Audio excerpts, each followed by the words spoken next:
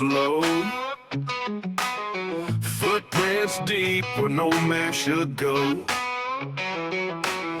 Cold winds howl through hollers and brooks. Whispers of Bigfoot in the way it looks. Myths, monsters, and mullets in the night. Under a pale moon, strange glowing light. Truth out there like a blade it cuts. Myths, monsters, and mullets run amok.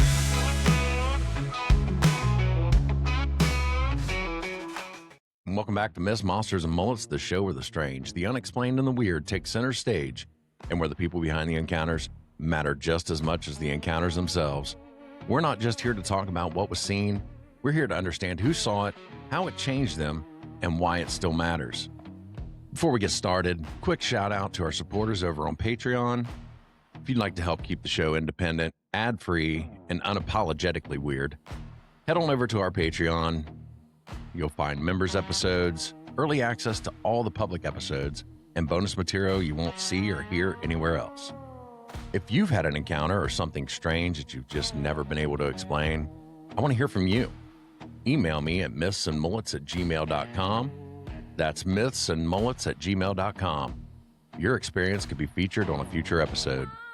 If you haven't yet, make sure you've hit that subscribe button. Make sure you're following me on all your favorite podcast platforms. Give this episode a like, leave a comment, leave us a review. That'll help us with the algorithm, and that's the best way to grow the show. Make sure you check the descriptions on all my episodes. Down below, you're going to find a list of all my favorite podcasts, from Nevermore Hollows, Drunken Cryptids, Chumming with the Spirits, Ghost Gossip, and so much more. And while you're over there listening to their shows, leave them a comment and tell them John sent you. And with that, let's start the show. And welcome back to Myths, Monsters, and Mullets. I am your host, John Methenkamp. On tonight's show, we have Jason Capirchio, and I hope I said it right that time. Yes, perfect. He is an author and screenwriter, and he's into the horror. And everybody knows I am into the horror as well. Jason, how you doing tonight? Great. How are you doing, John? Wonderful. So why don't you tell us a little bit about yourself? So I started writing screenplays at a really young age. Probably, actually, it was 1998 was the first one, so I was 11. A lot of these stories, I used to get paper and I would fold them up like this, and I would write in comic book format where I would draw the picture on the front, synopsis on the back, and then in the pages I would have the bubbles coming out of the mouth, just like a comic book. Same concept, and but I imagined it as kind of like a VHS tape, when you're you have the cover and then the back, and then inside, obviously it wasn't a movie, but it was a story. I started writing. That's how I started writing. I did it when I came home from school. I in high school I played football. I was big into that, and then at the end of the day I would write. It's just it took off from there, and I kept writing, and I had over 300 stories I wrote. But I kind of stopped for years, and I had them in a big, giant old trash bag, kind of like a contractor bag that kind of just went with me when I moved and whatnot. And then my wife, who I met in 2009, she, and then as we got to know each other, she saw my stories and said, "You really should. Why did you stop writing? This is really great stuff." And I said, "Well, I didn't have a lot of people that just told me, 'Hey, you should go for that,' and you should go to school for that. I don't have a degree or anything. I kind of just did this all on my own. I did go to school for a little bit, but a lot of the teachers that I had weren't really accepting of the way I wrote or anything, the way I told a story, and I was told, well, you're doing it wrong in this way. So I kind of didn't take to the teachers and the school that I was going to, which was a community college. I put myself through that. I paid for that on my own. Anyways, so I just didn't like their guidance. And but my wife's like, you really should be going for something with this. And even though I didn't have the support really growing up to pursue this as a career. My wife is the one that really, you know, kind of gave me that vision again, that I had when I was a kid. Not that my family wasn't supportive. They wanted me to go for something, that's probably more realistic than, following your dream of what you always wanted to do. Yeah, but my wife really loved the stories. And so I started writing again. And this time, obviously, not paper because now we have computers. So I started typing it up into screenplays, the stories that I wrote when I was a kid, and new stories. And yeah, they've been taking off ever since. I've won over 54 awards for all Holy of my cow. stories that I've written through film festivals. So I entered them in as not a movie, but obviously a screenplay. I entered the film festivals all around the world, and I've gotten a lot of notice for it. So a couple of the ones that I had found online, um, let's talk about Once Upon a Dirt Nap, Yeah. because that sounds like something I would watch on Tubi. Yeah, yeah. So it's funny that you say that. I said that to my wife. I said I would love for. I said this has to be written all over it. So it's great that you see that as well. So Once Upon a Dirt Nap, that was one of the first stories I've ever written, and that was in 1998.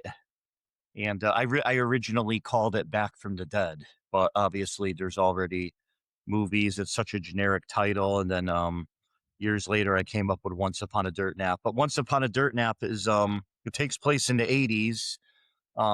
These two boys, Joey and Jared, are kind of like Joey's the kind of like the troublemaker out of the two, and Jared is kind of like the friend that just kind of follows. They live in It's always a Joey. It's there's always a Joey. always a Joey, and the Jared's always the one with the kid that doesn't want to get in trouble, but he ends up like following his friend, And Yeah. so they live in Every Joey I've ever met's been bad news. bad news. Yeah, and this kid is yeah, he's one of those adventurous type that just can't sit still. And they live in suburban Massachusetts. It takes place in the 80s, and they go on a field trip to Salem, Massachusetts, and they end up going on into a museum.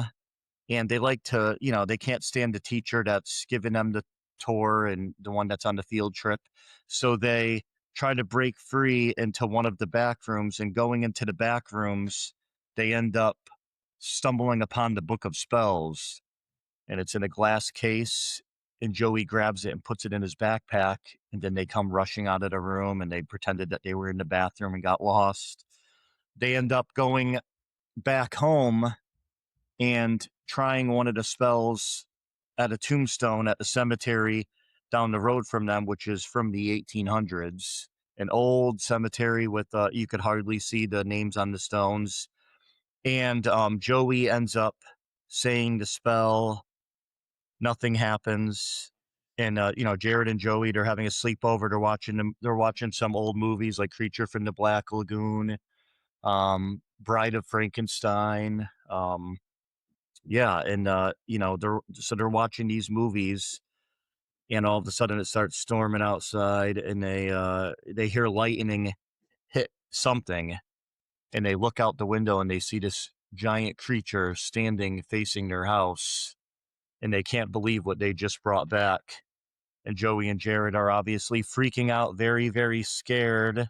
But obviously, at the end of being scared, there's that little bit of excitement. So they end up confronting him, and at first being very afraid, they also have that little bit of excitement, and they end up seeing that he's kind of like they're his leader type of thing, and he's waiting for them. So he, long story short, they befriend him, and they love the guy, even though he's a mess, and they use him for certain things like getting out of school early. They have a tree house. They'll bring him up to the tree house. One of the kids gets his mom's makeup. They start putting makeup on him and like putting like a little a black wig on his head with crazy sticking up here. And they're like, okay, he's going to get us out of school early. And their teacher is very nasty. Her name is Mrs. Hemingway. And he ends up going to get them out of school, even though he can't really talk or put together a sentence because his vocal cords are a little messed up. She ends up their mean classic teacher, hair up in a bun, thick glasses, really nasty old lady ends up falling in love with their uncle. So and there's some funny scenes with them. She says, your uncle, he came to get you out of school early, and they said, well, yeah, and she goes, I really like him. She goes, I'd like to have a little lunch with him. I haven't been out in quite a few years. And she ends up going out with them. It's just one funny scene that I think I had a lot of fun writing it. They go out to a nice Italian restaurant and she's talking with him. And he ends up, when he starts drinking wine, it starts pouring out of his throat, so it's just funny. It's, it's a really funny thing. They have a little they're having a little dentist, thing going on at their school to teach the kids dental work. And the first day he goes to pick them up out of school, he ends up stumbling into the wrong class and falls into a chair. And the dentist thinks that he's the one that he's supposed to show the class the inside of his mouth. And when he opens his mouth, he sees worms in there and like no teeth and like worms and bugs coming out of the gum holes. And he freaks out and passes out. So it's a funny scene, but also it's very heartwarming. I make it very loving because like the viewers fall in love with the character too, because the two town drunks who they see these kids messing around at the cemetery, they see this creature come out of the ground, and now they're looking at it like this is our big payday. We got to expose this kid, so they're kind of after them too. And as they are after them, the town cop is like, what are you doing? Leave these kids alone. There is no dead guy walking around. And they get arrested a couple of times, but it's such a heartwarming story. In the end, he starts physically falling apart and he starts remembering his past life and his wife and how he died, and he wants to go back. And they see tears coming down from him, and they end up wanting to bring him back, and they don't know how, and they end up calling the museum where they got the book to get one of the top people there who knows all about the museum's history. And obviously they know the book's missing, so this young woman comes to help them get him back, without the government or anybody finding out, because they know damn well, the kids know, as things are getting closer and things are becoming unfoiled on what they did and what this guy is. They want to get him back because they care about him and they care about what he misses and what he loves. And it's such a good, I ended it on such a strong note on where, you really love the characters, Joey and Jared. And they show in the beginning, they showed, Joey's kind of a pain in the butt, and then Jared's the one that follows, but then you start to love them as you see they showed her heart throughout the screenplay. And so does Frank, and Frank's the dead guy they bring back. But I had a lot of music going with it, like when they're dressing him up and getting him ready with the makeup and stuff. I had the song I wanted to play was Changes by David Bowie. So it's like good 80s, full 80s. And I had so much fun writing that. And that was the first screenplay I've ever written. And it took off, really big. In Ohio, they had a screenplay contest over here at a movie studio they made called Schoolyard Studio. And they've been making a lot of TV shows, movies, and music videos over here at this studio. And I entered that film festival, and the winner, first place, gets their story turned into a TV series, either for Netflix or Amazon Prime. And I came in second place. Oh, We knew who third place was, but then second place, it was me or this other guy. And he ended up winning it. And I'm very happy to get that close. But I came in second place for Schoolyard Studio. And first place, I would have had it. They had me over the course of 3 weeks turn my screenplay into a TV series. So I had to work on Once Upon a Dirt Nap one more time and break it up into a TV series, like a mini series. And first place, it would have gotten turned into, it would have gotten distributed and filmed at their studio. So I was that close to getting, to accomplishing my dream. Not that I haven't. I mean, I'm very happy and humbled that I've gotten this far, but to get that filmed and into a mini series would have been amazing. And, I'm going to just keep plugging away and pushing and at following my dream and all that. And, I love that story. That's one of my beloved stories for sure. Right, right. Did you make it into a novel as well?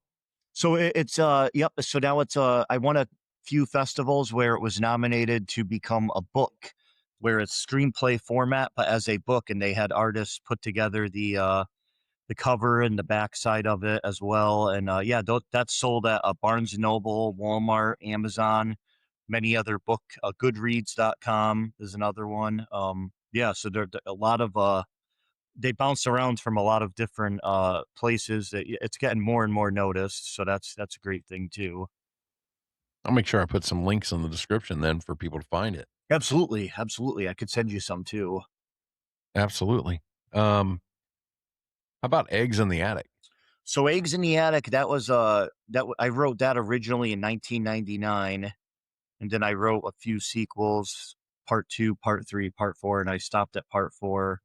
Well, this is Eggs in the Attic, part 1. So Eggs in the Attic, that takes place in the 80s. I love the 80s. I feel like it's just such a fun, It was the best time. yeah, I think so. I agree with you 100%. And I think it's just a great decade to write. And Eggs in the Attic takes place in the 80s in a town that I made up called Straterville, and it's in Wyoming, the state of Wyoming.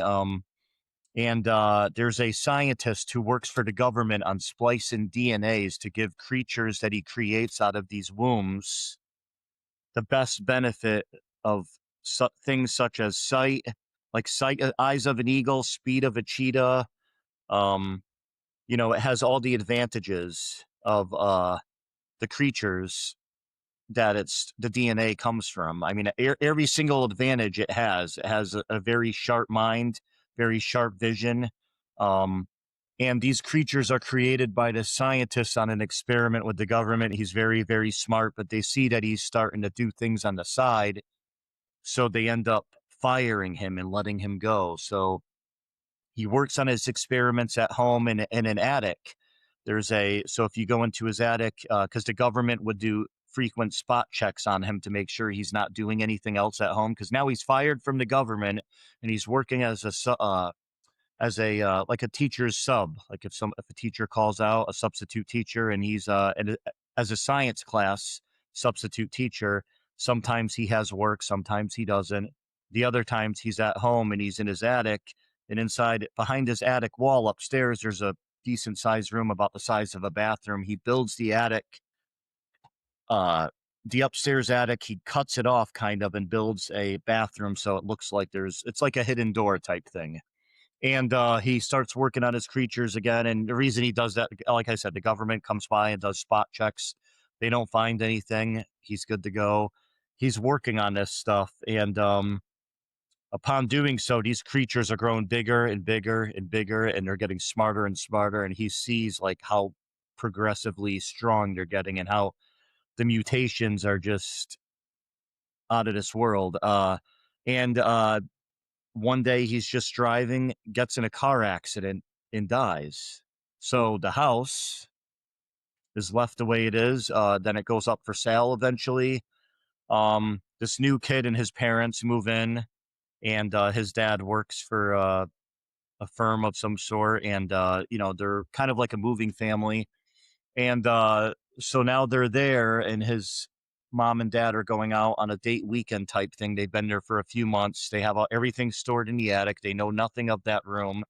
And the babysitter is coming to watch him for the weekend. So upon doing so, these creatures break free because they've been still growing. And the way the scientists fed them, they were good for a couple months when he fed them. He was just pretty much monitoring them on their last stages before he started to kind of release them. These creatures break free in the attic, and she hears something, and so does the kid. And she goes up there and ends up getting murdered very, very viciously by these creatures. He ends up running out of the house, and in the meantime, one thing I forgot to mention was this kid was bullied when he first came in. He's a smaller kid, kind of on like the nerdier side, I guess, for 80s kids. and he was being bullied. And it's a very small town. The only cop in town would look out for him. He's a young cop in his early, I don't know, mid to early to mid 20s, and he would look out for the kid. He kind of felt like an obligation to look out for him because he saw him being bullied a couple times. So he runs out of the house looking for this cop who kind of always looked out for him, make sure he wasn't getting bullied, make sure he got home okay. And long story short, as these creatures are taking over the whole town of Straterville, Wyoming, the government knows about it, and they've quarantined the whole town so no one could get in and no one could get out. And it's up to him and the young cop in town and the cop's girlfriend to kind of just try and see this through and survive it. So That sounds like something I would watch too. yeah, oh, thank you. Yeah, it's I would love for this to be a movie. I mean, the vision I have is when I write, my mind's on play. There is no storyboard when I write. My mind's on play when I'm writing, and it's literally I'm watching the movie in my head and I'm typing out what I see. And then when Right. my wife calls me or we're doing something, I press pause and I step away. But there is no storyboard. When I press play, I start writing, and it takes a lot of mental and physical energy out of me to write like that. But yeah, it's a great story. I mean, a lot of the scenes, I try to make everything as original as possible. I do make I make sure I make it as original as possible. It's not like anything else. The kill scenes, the storyline, I try to make it as authentic and me as possible. And it's a definitely a great story. And especially the kill scenes. It's a very violent film. These creatures are, yeah, they're great at what they do. Hunting is what they do. And yeah, it's pretty wild, some of the scenes in here. So this one sounds a little more or a little less family friendly than the other one. Yeah, definitely. Once Upon a Dirt Nap, Once Upon a Dirt Nap took me about a year to write, and making it family friendly was my goal, and then Eggs in the Attic only took me 2 months to write, and Wow. on into a screenplay. And Eggs in the Attic's won it's won, I think, 28 awards out of the Holy 53. cow. So it's gotten a lot of notice, and it only took me a couple months to write that. Wow. It just comes natural. Horror to me, I love the old horror movies. I love new ones. I love the black and white more than today's horror films, but especially 80s. I love Evil Dead is one of my favorites, probably my top. Um, Heck yeah. Bruce Campbell, Ash, Um, Yeah, absolutely. That's Evil Dead 2 is my favorite horror movie of all time. from the 80s. Yeah. Yeah, that's the best one. Yes, 100%. I felt like they did that as perfect as you possibly can for a sequel. Right. Yeah. Right. I really, honestly, I don't see it as a sequel. It's more like a remake, kind of like Yes. from the first one, because they had such a low budget, but it was so creative with the trees and the branches. Um, Right. Right. I can watch Evil Dead 2 like on replay. yeah, it's I amazing. love it. I mean, the comedy and the horror aspect, Yeah, they did it perfect. love it. Yes. Yeah, it doesn't get And better than it's that. Bruce Campbell. Yeah, I Bruce mean, Campbell Bruce is the Campbell man. is right. Yeah. Right. I've said it before, he would be my ultimate guest for my show. Oh So if my anybody's god. listening and can get me Bruce Campbell, I would love that. Yeah. Oh no, Bruce Campbell. That would be yeah. So see, I wouldn't be able to interview him. I'd probably like just freeze up and just stare. Like, oh, is the screen frozen? And I'd be like, oh, no, it isn't. I am. You'd be surprised how many times that happens when I get guests on my show. Oh, really? They freeze up and, they see the mullet and Oh, they just can't control yeah. themselves. Hey, my dad's got a mullet, so Heck yeah, yeah, sounds like a good-looking dude. he's been in '80s bands for over 40 years. Heck yeah. Yeah, he's a drummer, so he loves his that's how he rocks it. So you talked about Evil Dead. What was what movies would you say most inspired you? Man, I love anything that has that nostalgic aspect to where it was the original. Because when I see an original, it makes me want to make my original. So like when I saw I love Killer Clowns from Outer Space. I thought that was really good. You know, that's such a great movie, and I Yes, feel it like is. it's not a lot of people have never seen it, and I'll talk to my friends. Oh, I've never seen it. I'm like, how could you never see Killer Clowns from Outer Space? It's so good. You think so too, right? Oh, I love it. Yeah, Love it. Yeah. it's just so classic. Or Critters or Gremlins. Ghoulies. I love Ghoulies. That's classic 80s with the creature coming out of the toilet. I think it was Ghoulies too. It just shows the poster. It's just to me, it's kind of like a book cover where it tells the story without seeing the movie, and then you see the movie and it's either what you thought it was going to be or a little bit of both. But yeah, I love the black and white too. Nosferatu, I love. Obviously that set the stage for vampire films. And then you have Dracula, Bela Lugosi, and you have Creature from the Black Lagoon is one of my favorites. In The Shape of Water, when they redid that, they kind of told a different type of story of Creature from the Black Lagoon, and I thought that was phenomenal. Did you see that, The Shape of Water? Yes. Yeah. That was one of like. There's a lot of new movies that I can't stomach because I'm like you. I grew up in the '80s, Yeah, and those movies from the '80s and '90s were just phenomenal. it's yeah, they were just so different. Like Goonies. I love Goonies. Yeah. Yeah. Goonies is great. Yeah, anything from the '80s, man. It's just it's a different type of feel watching a movie and kind of just sinking into it. I feel like it was easier done than today's films. I really can't relate to the movies coming out nowadays. Y- I will say this: we were talking about you were talking about the originals.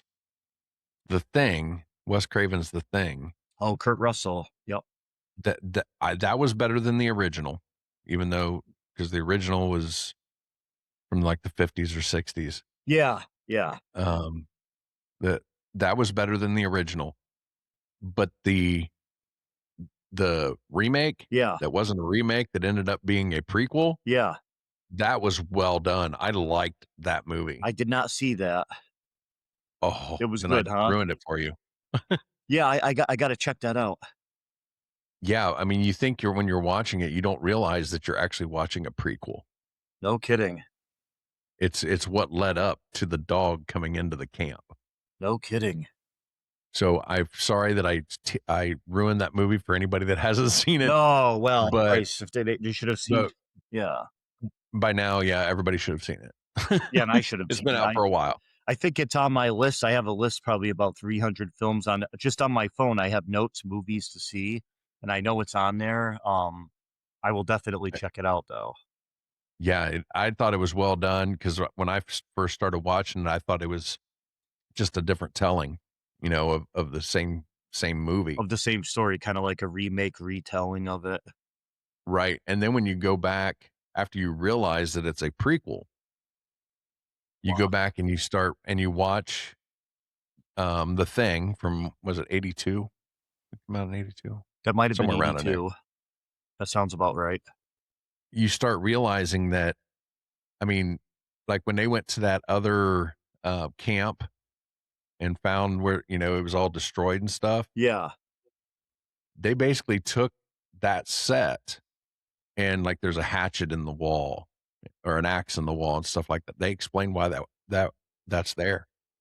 Yeah, they did. They went into detail from what I saw on like previews of it and reviews of it. Yeah. Yeah, they did a really good job. You watch it and it could be seamless No from kidding. one movie to the other. Yeah, I Yeah. got to check that out. It probably explains a lot. Yeah. Yeah. Well, we got off on a tangent there, but not really because we're here talking about horror movies. And Kurt Russell doesn't reprise his role at all, right? Obviously. No. No. No.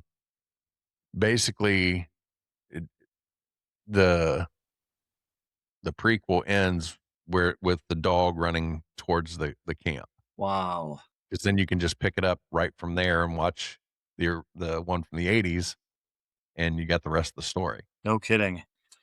That's I thought it was something. well done. Yeah, I got to check that out. Yeah. Yeah, that sounds really good. I'm surprised that it kind of escaped through me. I knew it was something, but I thought it was kind of like a retelling of it, like you said, like a remake. Yeah, and originally that's what I thought it was gonna be, and it was like, okay, it's just telling the story a little different. No, no, no. Wow. No, it's the Norwegian, camp. No kidding. Yeah. Yeah, I So know John Carpenter because if I'm not mistaken, I believe he's the one that wrote it, right? John oh, yeah, I said Wes Craven, and I meant John Or no, Carpenter. so but John Carpenter, I know supposedly he's supposed to be creating with something with Kurt Russell on the side where it's an alternate ending the Thing. Well, they never did show what really happened to them. Yeah, so I mean, I wonder if he's gonna be using maybe a little bit of CGI and AI to help him Yeah, a little bit because obviously, Kurt Russell's a lot older now, but, I wonder if they're gonna try and explain the ending a little bit. right. 'Cause, I mean, they could have gotten taken over by the Thing, Yeah. It's gotta be you something. I know? mean, you can't just it's kind of leaving an Right. open book to where it coulda went one way or the other.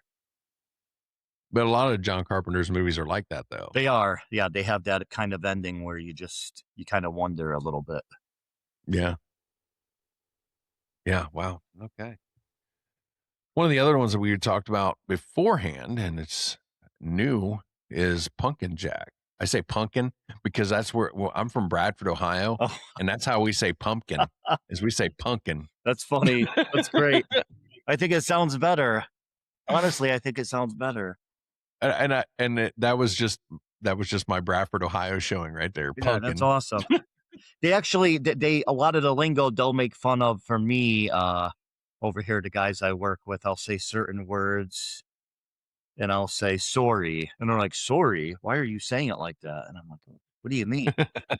Like, we'll go at each other a little bit. I'll say, why do you guys say it like this? I said, that makes no sense, but, Is it soda or is it pop? oh, soda and pop. Yeah. Yes. So I say soda. They say pop. I say Yeah. mini golf. They say putt putt. I say, why are you guys calling it putt putt? I said, you guys sound like a 3-year-old. I Do say, do you wear tennis shoes or sneakers? sneakers. Oh, that is the thing, huh? It's tennis shoes, man. I have heard that, and I didn't think twice about it, but yeah, putt putt was the thing that I couldn't believe because when I first moved here, they're like, "Oh yeah, there's some good places for you and your wife and kids to go play some putt putt." And I said, "What the hell is putt putt? You don't know what putt putt is?" I was like, "You sound like a 3-year-old talking right now." Or like it's and I said, "Do you mean mini golf?" And they said, "Yeah." And I'm like, "My God," But I said, "You guys go at me for saying sorry, and I'm gonna go at you guys for saying putt putt." Well, And I know you're in North East Ohio, but yeah. have you had your Cincinnati style chili yet? Yes, we did. We went to there's a fast food place in Gold Cincinnati, Star or Skyline? Skyline. So I had the Yeah. chili with the spaghetti, Yes, and I thought it was magnificent. it Although, is. Well, see, you either love it or you hate it. yeah, Like I've never had anybody say, it's all right. yeah. Oh no, I could see It's either that. the best thing or the worst thing. Yeah. No, we our kids liked it too. We have a 7-year-old, a 5-year-old, and a 3-year-old, and they ate it. They'll eat about anything. I mean, I could probably give them dirt mixed in with water, and they would say it's a Sunday. But give them a classic mud pie, a real mud pie. But yeah, the Skyline chili I thought was really good. I mean, I told my wife, I said, I'm glad it's not over here because I would probably getting it more often. Talk about blood pressure. But it was so good. I have a friend that moved out to Cincinnati. His name is Colin. He told me about that. He said, when you go there, he said, you have to get their chili. He said, that's one thing you have to try. And I said, okay. And we went out to Cincinnati because we were new to Ohio a few years ago. And I was like, man, I said, I really want to take the kids to the aquarium and they have some zoo out there. So we, did like I think a Labor Day weekend trip, the 3-day weekend. We just packed up the kids in a minivan and took off for Cincinnati. And we stopped there and I was like, oh my God. I said, this is actually really good. And my wife's like, well, yeah, thank God they don't have it over here. She said, you don't need to be eating that. I was like, well, I said, well, it's better than Yeah. your cooking. So no, no, you could leave that one on. She'll know I'm joking. She'll know I'm joking. Yeah, but it was really good. Oh, so So you good. can't. You probably came down 71 into Cincinnati. We did. So you, It looked pretty cool too, because you're kind of like you kind of see it from a distance, mhm. and you're kind of So you didn't pass by Touchdown Jesus. no.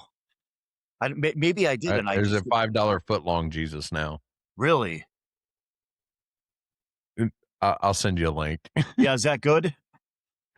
It's a mega church like beside Interstate 75, Oh and wow. they used to have a it. Oh, it was Touchdown Jesus before. Yeah. He had his hands stretched up to the sky, and he got hit by lightning, and it burnt down. Now they redid it, and now he's like trying to give a hug or something. It's Oh, no $5 foot kidding. long Jesus. Wow. I'll send you some. I'll send you some Yeah, links. that's that sounds great. That's Yeah, it's north of Cincinnati on 75. I have an app on my phone called Roadside America that has all the kind of like things you could see on the roadside traveling across the US. And you kind of Yeah. punch in your destination and it'll show you like all these kind of like touristy trap things that you could see, just like oddities, you know? Well, it's near. It's actually wouldn't be bad to go there because Traders World, and Treasure Island. Is that what it's called? Treasure Island.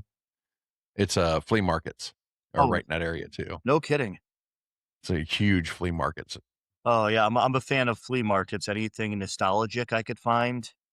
Yeah. Antique malls. I love antique Yeah. malls. Oh no, I could spend days in antique malls. My wife thinks, yeah, obviously, I go there and I'd probably come back with 10 things. And where are we going to put this? Yeah. But I love. Good place for that is Springfield, Ohio. Yeah, They got several antique malls, and one of them's massive, like really. probably 400 vendors. Oh, I'd love to check that out. Yeah, and if you go back down to Cincinnati, Ohio Valley Antique Mall is a good one. Really, Yeah, and it's right down the road from Jungle Gyms. no kidding. Have you ever heard of Jungle Gyms? Jungle gyms. I did hear about that. That's like a giant store that you can go in, right? I've It's a seen. grocery store, international grocery store. I I'm a fat guy, and it's fat guy heaven. Okay, Is it really? It's really good. I know. I've seen videos on it, clips. my wife and I will go there, and we'll spend 3 hours in the grocery store. You're kidding. Oh, so what did they have? I know they have like foods from all around the world, right? Yeah, yeah. Their alcohol section is basically the size of a Dollar General. You're kidding. No. And that's from all around the world. Yes. Wow. Yes. So I'm just plugging a bunch of places for everybody to go see in Cincinnati, Ohio. Yeah, if you could send me the link to the other things, Jungle Gyms, I have that on my list and I'm kind of angry that we passed through it probably a few times. We do 2 big cross country trips a year usually with the kids. We pack the kids up in the truck or in a minivan. And we go to different states. We've driven all the way to Texas. But I don't want to take them on a plane because I feel like we would get kicked off within 5 minutes because of our kids. So I know we would for sure. Something bad would happen, or I might just jump out of the plane without a parachute. But yeah, no, yeah, that's a place I want to see though. I've seen so many videos and clips for it on Facebook, and it looks magnificent. I mean, it looks insane. Such a big Yeah. store, Yeah. It's massive. and they have a Massive. dinosaur thing on the outside, right? They got animals and stuff on the Yeah. out, like Dinosaur like statues or whatever. And inside, like there's 2 places to get alcohol so you can drink while you're walking around. That's awesome. Yeah, it's great. Yeah, I used to It's love great. getting beer from like different countries. They had Norway beer like imported, and I'm like, man, I was like, this is so good. And when you're drinking it, you just imagine like where it's coming from, and it's like kind of cool to just try these, yeah, even alcohol, wine, just beer, cordial liquors, just to, since we've had kids, we drink once in a blue moon, but it was, I used to like kind of like just getting something that's imported from a different country that's like kind of rare to have over here, So if they got Right. something like that over there from all around the world, I mean, it's got to be pretty awesome to try. Oh yeah, absolutely. Well, we got way off topic. No, Way off it topic. doesn't. Yeah, that was a But fun that's how my show conversation. rolls. If you've been listening to my show, you know this happens sometimes. But we were going to talk about Pumpkin Jack. So yeah, so Pumpkin Jack, I wrote that. originally in 2001. I want to say I wrote 12 sequels to it. Yeah, Holy cow. obviously as a screenplay, I only have one out right now. Part one. It's fairly new. It was the most fun I've ever had writing a character. I wrote it right after Eggs in the Attic. When Eggs in the Attic took off like it did, I said to my wife, I said, I got to write Pumpkin Jack. And I was feeling that energy to really expose him onto, the screen.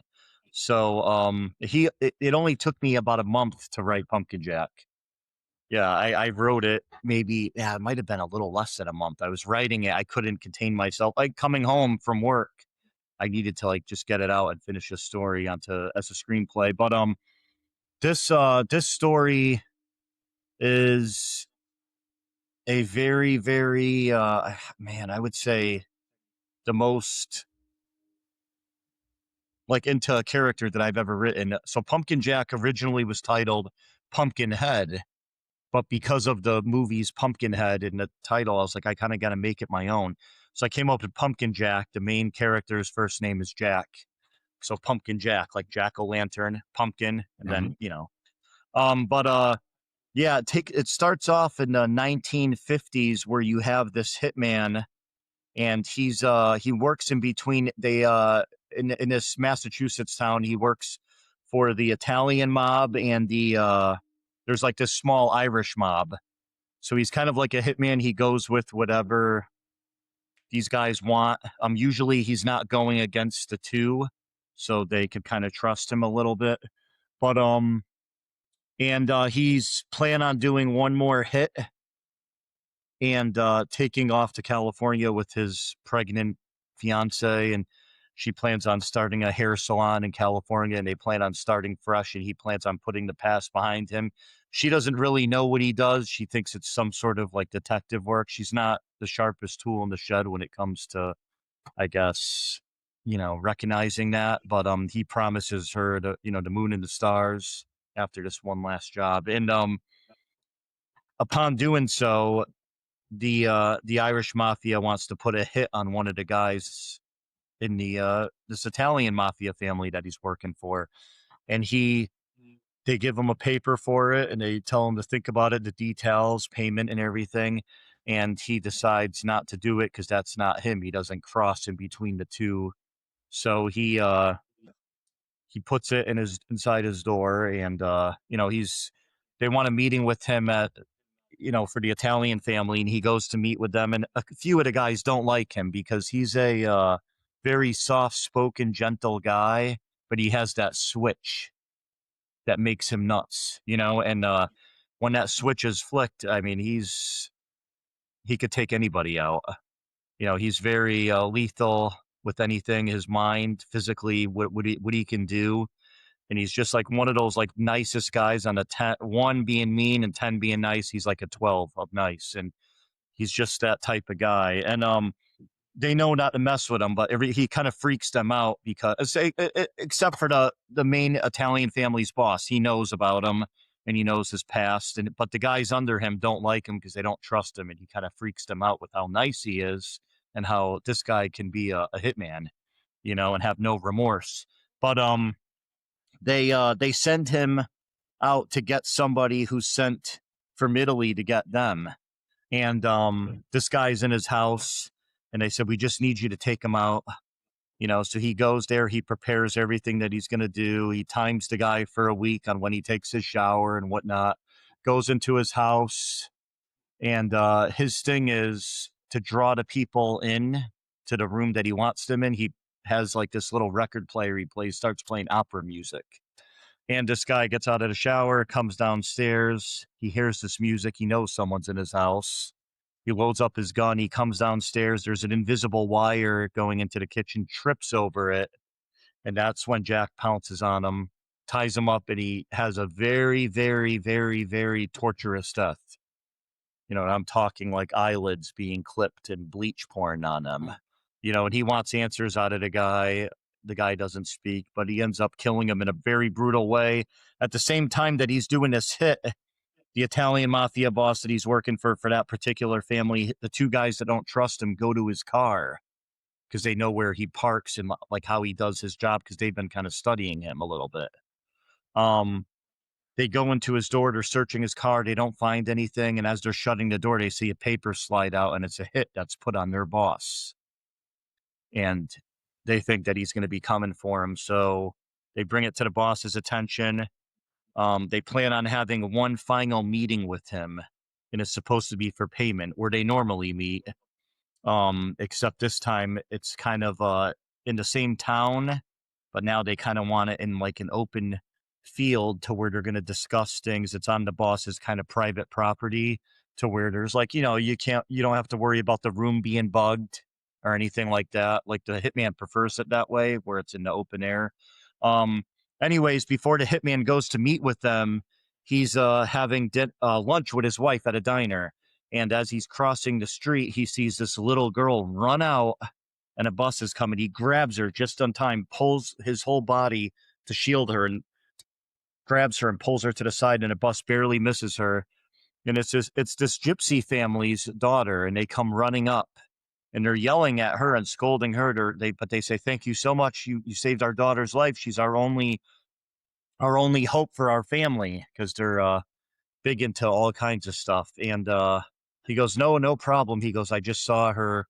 She was ready to get hit by a bus, and I wasn't going to let that happen if I could control that situation. And the mother is so graceful and grateful for everything that he did saving the daughter. She gives him this vial, and she said, with this vial, she goes, anytime you're injured, you need it. This will save you. This will save you. This will reverse everything. And he says, oh, thank you so much. And he thought she was a little crazy, in which, she's into all these like potions and stuff. It's this gypsy family that's kind of frowned upon in the town that they kind of just like wander through. So he puts his vial in his top dress jacket, and later that day he's going to meet with the guys at the into the field, and his girlfriend's with him in the car, and he says, just stay here. I'm parking right here. I'm going to go out and meet with them.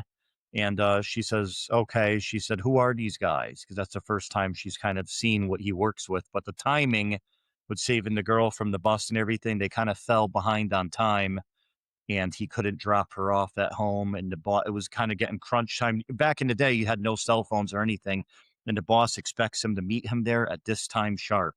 So he shows up. He says, stay in the car. He goes into the field, and he ends up getting murdered. It's a big showdown. She sees that, his wife, and gets in the car. Well, starts up the car and starts flying through the woods into the field. They end up shooting out the car and killing her and burying her right next to him. And they're like, well, that's done, So they buried him. Everything's done, 30 years go by. Now we're in the 80s. These guys are a lot older. They're in their 80s, late 80s. And he ends up selling the property. The owner of that particular mafia family ends up selling the property, and they kind of just do little things now. They're not really as big as they used to be. They don't have a lot of strong arm. They don't have a lot of power.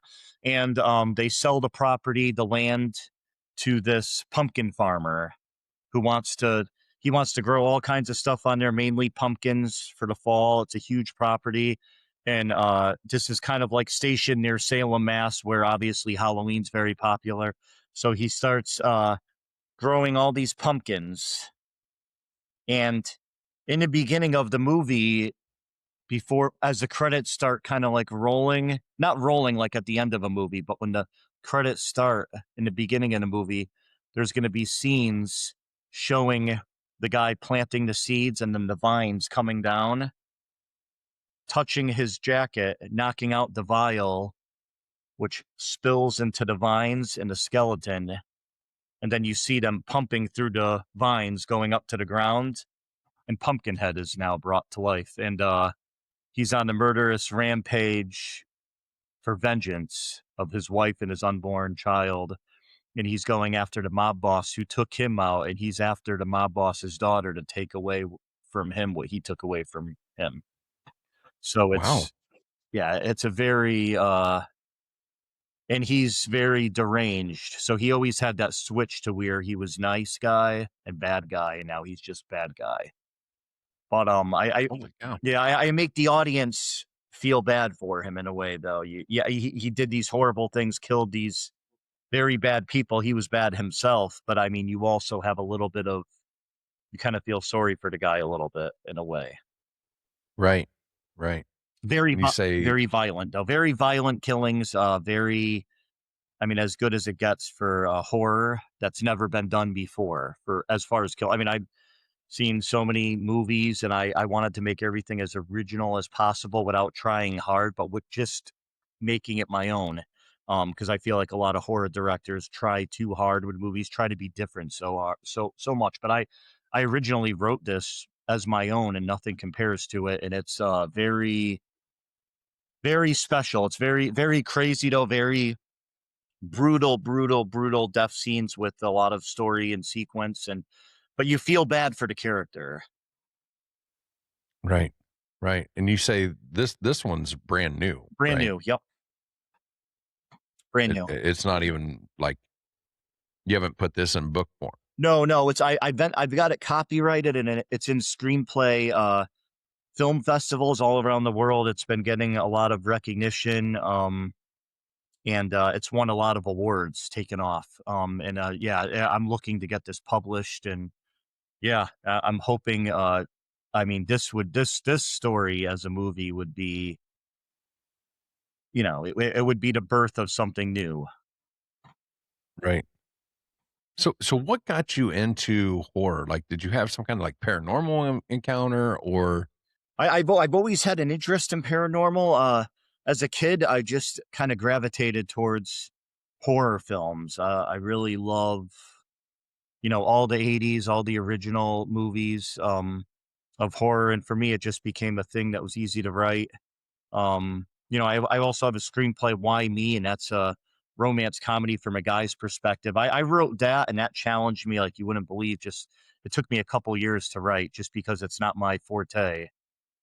right? And it was from a guy's perspective. I hate rom-com movies, but I said, well, what if I could write one from a guy's perspective? And that got a lot of recognition too. But it's a romance comedy from a guy's perspective, not a girl, but a guy. And I felt like it was really funny to write that. It got really good reviews. But yeah, it's just, I struggle with that because it's not, it's not natural for my mind to write something like that. But it was probably about 3 hours long. I had to chop it down to under 2 hours because, nobody will, unless you're an established movie maker, no one's going to look at a screenplay that's under 2 hours. That's over 2 hours long. Right. Right. And people's attention span isn't that long anymore. No, it's not. It's not. That's why. So Once Upon a Dirt Nap, the runtime is 93 minutes, which is perfect for a horror movie. You look at any horror movies from the '80s, '70s, early '90s, they're about 93 minutes. Now they're 142 minutes long, where you got to break it up in freaking three freaking days to watch the movie. Me and my wife will see something on. I'm like, well, I guess we got to watch this over the course of a week. But yeah, whatever happened to 90-minute movies, I don't know. And Eggs in the Attic runtime is 101 minutes. Once Upon a Dirt Nap, yeah, about 92 to 94. I would say 93 minutes. And then Pumpkin Jack is 96 minutes long. So that's Yeah, that's perfect. classic storytelling. I don't drown it out. I don't make the character stay longer than he or she has to be. I don't drown the movie out to where like, oh man, is this movie almost over yet?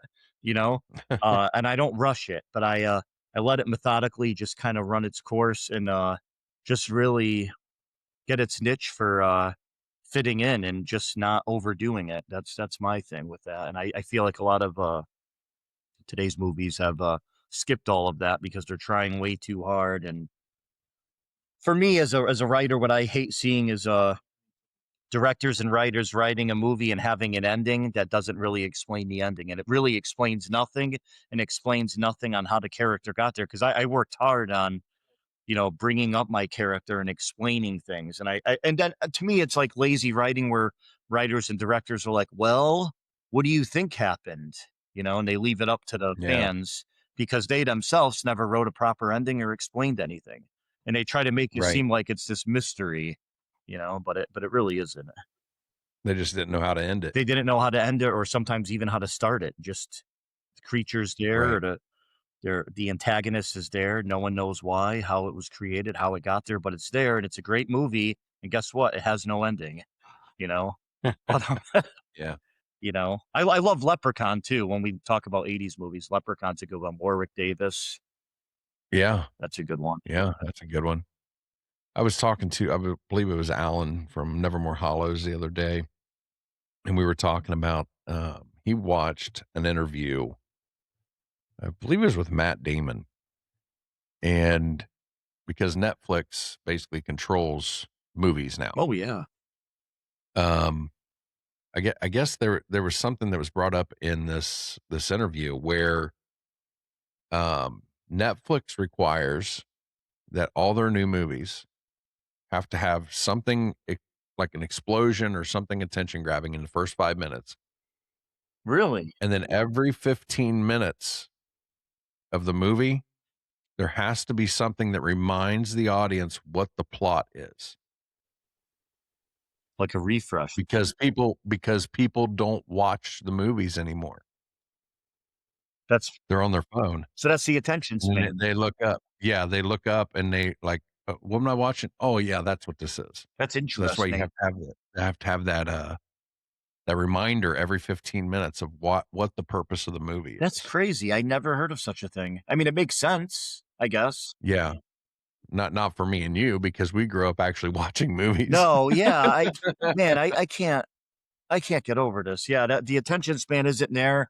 Um, I saw this thing the other day, and I said, "Man," I said, "that touches me on so many ways. It makes sense." It showed this a boy and a girl.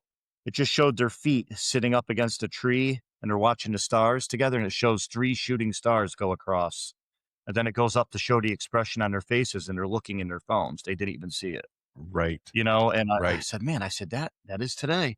My kids aren't getting phones until high school. I know that. And they're outside all the time when it's nice out. I said, "Get your butt off the couch.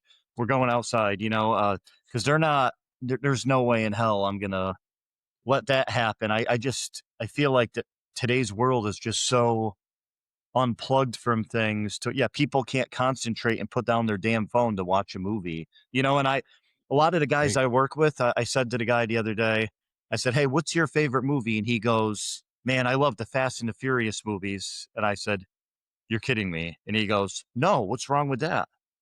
And I'm saying to him, some of the worst writing I've ever heard in my life. yeah, I haven't watched since the first movie, yeah. So yeah, and so I saw, it was the one line in there where he's leaned up against the car, and he's like, and then one guy walks up and he says, "Is that your car?" And he says, "Well, I'm leaning on it, ain't I?" What is that?